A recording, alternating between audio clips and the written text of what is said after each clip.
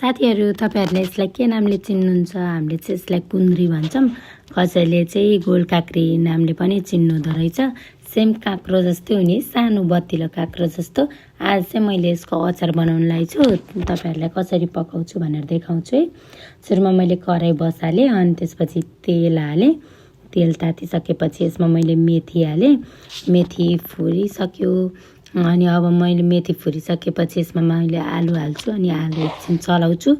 मैले चाहिँ यो गोल काक्री बिहा नभइन्जेल खाथिन। बिहा भएर घर आएपछि घर फल्ने भएको भएर खान लाको। तरकारी भन्दा मलाई यसको अचार चाहिँ कस्तो मिठो लाग्छ। अनि मैले अब आलु फ्राई भइसकेपछि बल्ल खुर्सानी हाले। अनि खुर्सानी राखिसकेपछि मैले यसमा बेसार जिरा धनियाको पाउडर अनि नुन हाले। नुन हालेर अनि एकछिन चलाएँ। अनि एकछिन चलाएर आलु यतिको फ्राई भइसकेपछि अनि बल्ल मैले यसमा कुन्द्री हाले। अब कुन्द्री हालेर नि एकछिन चलाउन पर्यो।